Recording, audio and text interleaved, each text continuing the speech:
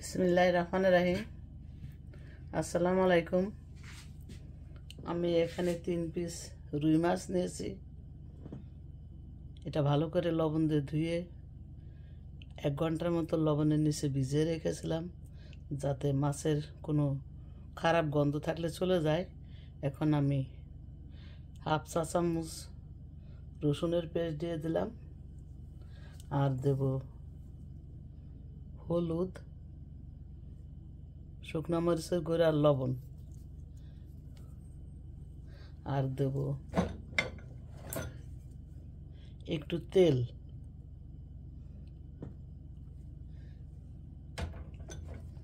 এখন এটারে আমি ভালো করে মিক্স করে নেব।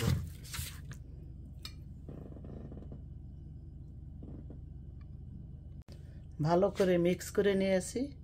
এখন এটা আধা ঘন্টার জন্য রেস্টে রেখে দেব। এই মাছটা ভেজে আমি মুসুরি ডাল রান্না করব। একটু খাবার মাঝে মাঝে চেঞ্জ করতে হয়। এখানে আমি হাফ কাপ মুসুরি ডাল নিয়েছি। এটা ভিজিয়ে রেখেছিলাম গরম পানি দিয়ে। এখন ভালো করে ধুয়ে লবণ দিয়ে চুলায় আগে সিদ্ধ করব। এর সাথে একটা টমেটোও দেব।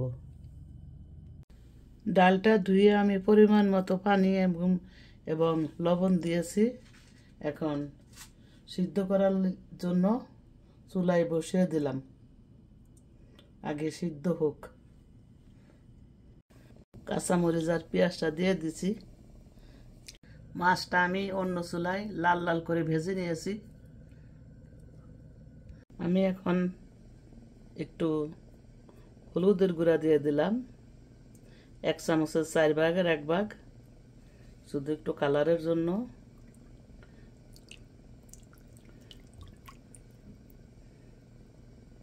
আর 1 চিমটি শুকনো মরিচের গুঁড়ি দিয়ে দিলাম।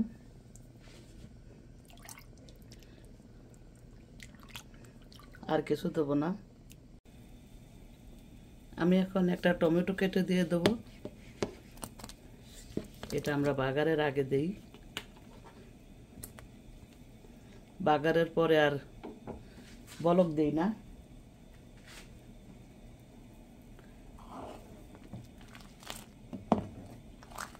আর বেশি ঘন করব না।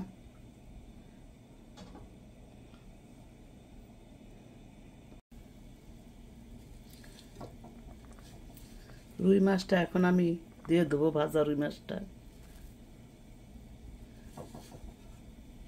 কারণ বাগার দিয়ে তো আর জাল দেব না। আমি লাল লাল করে ভেজে নিয়েছি, ভালো করে ধুয়েছি। মাঝে মাঝে একটু খাবার চেঞ্জ করতে হয়। আশা করি আপনাদের ভালো লাগবে, আপনারা করে খাবেন। প্রথমে ফ্রাই প্যানে তেল দিয়েছি, তারপর শুকনো মরিচ, তারপর রসুন, এখন পেঁয়াজ দিয়ে দিলাম। এটা আপনারা জানেন, পারেন বাগার দিতে। এখন পেঁয়াজটা একটু ব্রাউন কালার করে নেব। পেঁয়াজটা পরে দিতে হয়। এখন সব কিছু ভাজা হয়ে গেছে। এখন দেবো জিরা, আস্তা গোটা জিরা। এই একটু ভেজে নেব।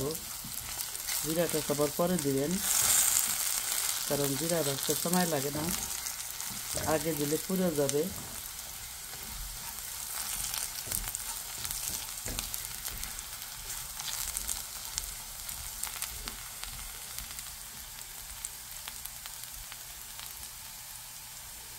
এখন ডালটা বাগার দিয়ে দেবো।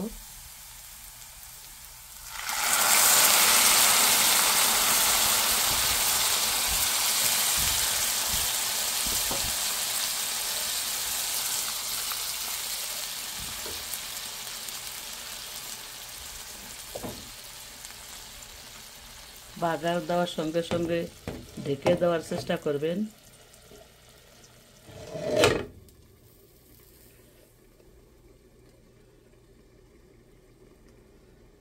ভিতর দিয়ে আর জাল দেবো না।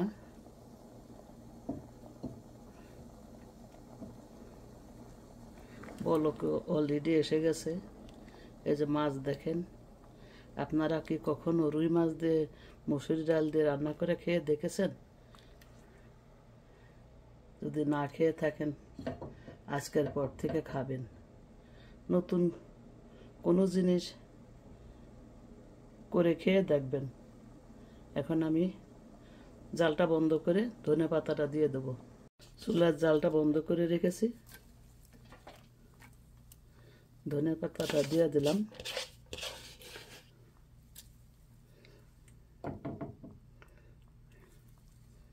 চুলায় জাল থাকাকালীন ধনেপাতা দিবেন না, তাহলে ধনেপাতার যে একটা অরিজিনাল ঘ্রাণ সেটা পাবেন না। আমার রুই মাছ দিয়ে মুসুরি ডাল রান্না করা রেডি। সাথে টমেটো দিয়েছি, আর মশলা কি দিয়েছি আপনারা দেখেছেন। যদি আমার এই রেসিপি আপনারা পছন্দ করেন বা ভালো লাগে, একটা লাইক অবশ্যই দিবেন। মাঝে মাঝে খাবার একটু চেঞ্জ করতে হয়, খেয়ে দেখতে হয় যে কেমন লাগে। আশা করি আপনাদের ভালো লেগেছে। ভালো লাগলে অবশ্যই একটা লাইক দিবেন, সাথেই থাকবেন। আবার হাজির হয়ে যাব নতুন কোনো রেসিপি নিয়ে। এটা অনেক সোজা রেসিপি আমার কাছে পাবেন। তা ভালো থাকেন, অনেক বেশি ভালো থাকেন। আসসালামু আলাইকুম, আল্লাহ হাফেজ।